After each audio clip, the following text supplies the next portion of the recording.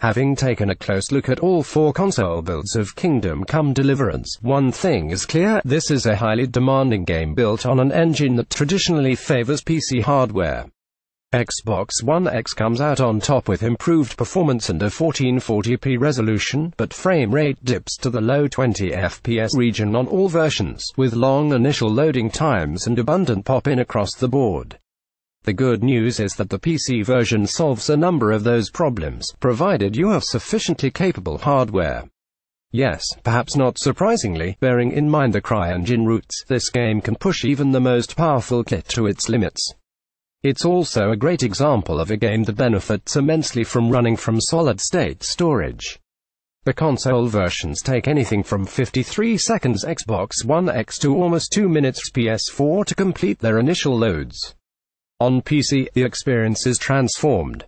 Blink and you'll miss it. Within 1 second, you're at the front-end menu. Further, it does take 5 seconds to actually load a save game to the opening village, but again, that's a huge saver on the 28-second wait on an Xbox One X, or 44 seconds on a base PS4. And this is from a mainstream SATA SanDisk SSD, not a cutting-edge NVMe drive. As you may expect, solving the console's performance issues is very much down to individual settings and hardware, but the good news is that Kingdom Come Deliverance is built to scale, not just on today's technology, but tomorrow's GPUs too. In terms of CPU requirements, simulation is pushed hard here, with the title delivering an open-world design similar to Homefront: The Revolution, but pushed to the next level with dense forests and complex AI-driven cities. To get some insight into the vision here, we got into contact with Warhorse's lead programmer, Tom S. Blavo, who gave some fascinating insight into how this engine works. He describes the ultra-high settings as a mode that's really only meant for future PC setups, and in testing it, we can see why, locked to a meager 1080p resolution, the ultra-high setting taxes even the mighty GTX 1080 Ti, since it adds indoor shadow casting, full real-time global illumination and several other challenging features. Blavo also confirms that the consoles generally use PC's medium preset, albeit with a few tweaks. There's a lot more to it, but this explains why booting to the main title screen at medium settings gives the same low texture quality as console, on distant detail at least. Kingdom Come Deliverance makes use of PC hardware in some exotic ways than console, as shown in this full technical breakdown, making the most of the CryEngine technology at its core. With all that considered, even though it comes from a relatively small team, it's surprising how ambitious Kingdom Come is on a technical level. Running that ultra-high price set at 1080p on an i5-8600K CPU with a NVIDIA GTX 1080 Ti, playback struggles to lock at 60 FPS. Attaining a consistent 60 FPS is one of the big advantages of the PC version, and in this GPU's case you can get there by dropping shadow, draw distances, and lighting quality to high.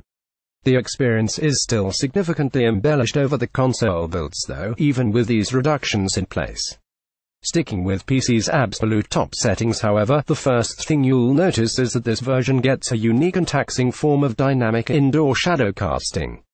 It only triggers at the game's top graphics preset, and so be warned, it makes performance tumble around interiors, sometimes more so than exteriors. It's a neat bonus, and it uses any light source streaming through windows to create clean, blended shadows. This certainly ranks as a superfluous extra given the performance penalty though, and dropping the shadow setting by 1 notch dramatically boosts your overall frame rate. Next there are the volumetric effects, seen around taverns in particular, highlighting the dust streaming through the air. Again it's a simple extra, but helps to add a sense of depth to the space between objects. This feature enables at the high setting or above, so it is absent on all console builds at present.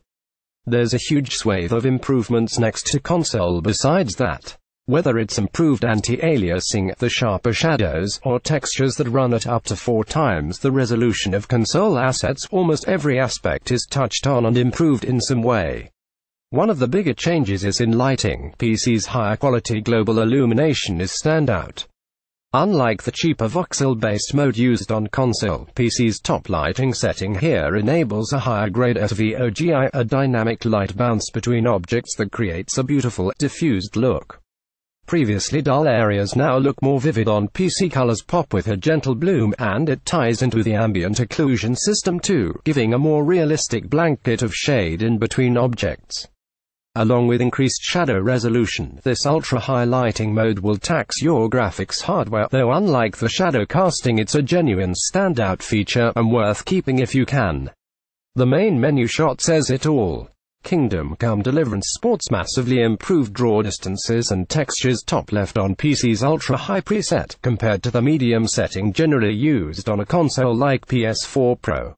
Higher accuracy global illumination comes part of the package on PC's best settings, allowing for indirect light bounds and more precise shading between corners of the scene. Note the huge contrast in color and shading next to the cheaper voxel-based ambient occlusion used on PS4 Pro. Volumetric effects are added at PC's high setting upwards. This creates the illusion of dust floating in the air, notably around taverns, which is missing on console. Draw distances show massive improvement over console, but also shadow draw too. New objects are also added to the scene on the latest PC build, including hillside rocks. Top left texture resolution is increased by 4 times on PC, with improved anisotropic filtering too. Pop-in on geometry is thankfully minimized to note the objects rendered around the distant building at center.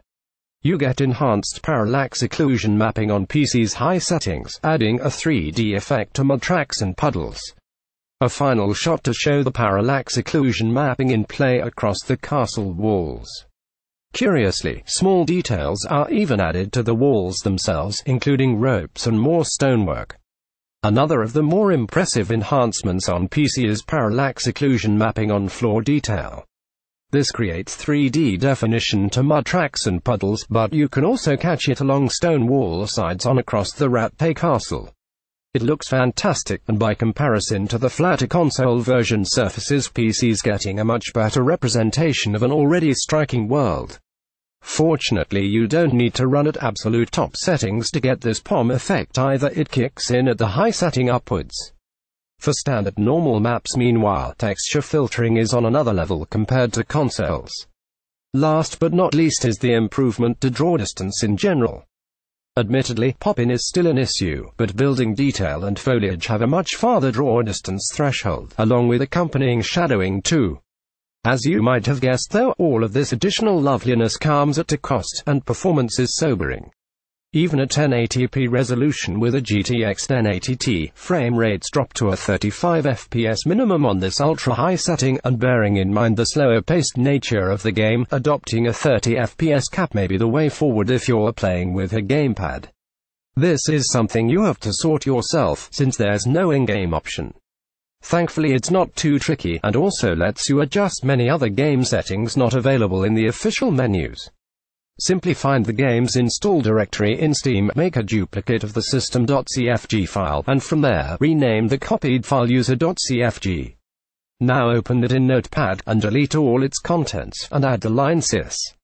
Max equals 30. Save, and that's your 30 FPS cap enabled, though you can do all sorts of things here, like adjust anti-aliasing quality, or ambient occlusion, for example.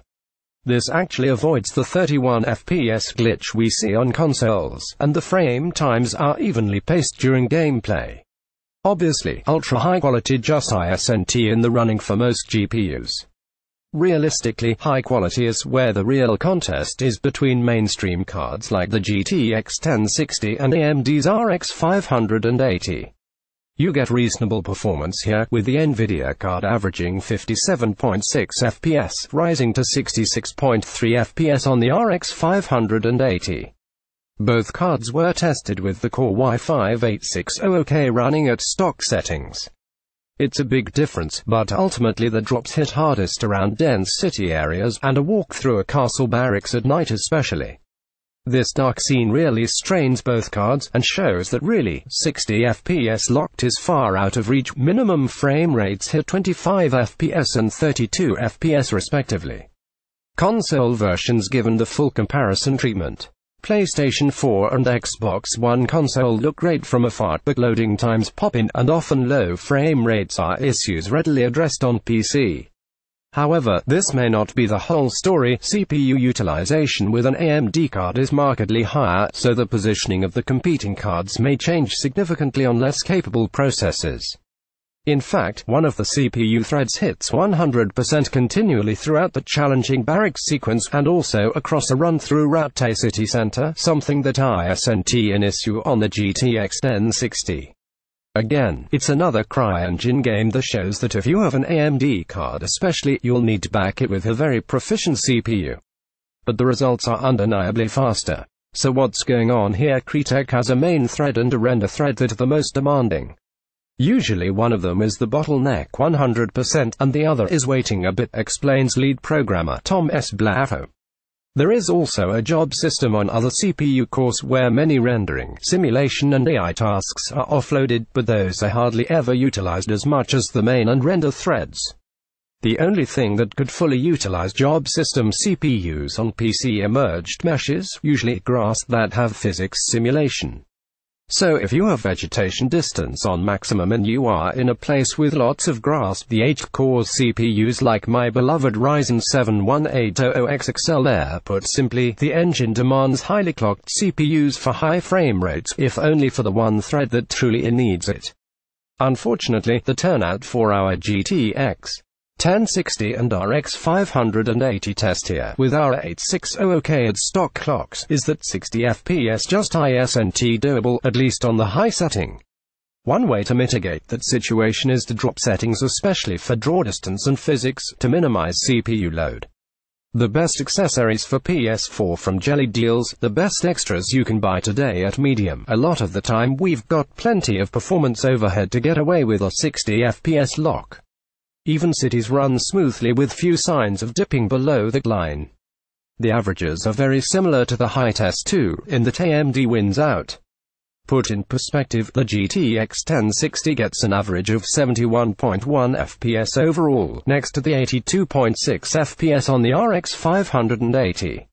Again, the margin between the two is roughly the same as our high test, but results are boosted to a point where you could happily play with a cap at 60 here, for most areas at least. Again, the barracks sequence can prove problematic. Either way, that puts the game's launch state on PC into perspective. Mainstream PC GPUs can still double console performance, but high settings and beyond are going to require some truly meaty GPUs to get the job done. There are some big positives here though. From performance to pop-in to loading times, the PC version of Kingdom Come Deliverance gives a range of positive results that address many of our biggest gripes with the console versions of the game. Clearly it's not a title that takes easily to most PC setups, and obviously you'll need a premium end card to really see its best features, but stacked up against the alternative releases, there's no competition. This is the best way to play.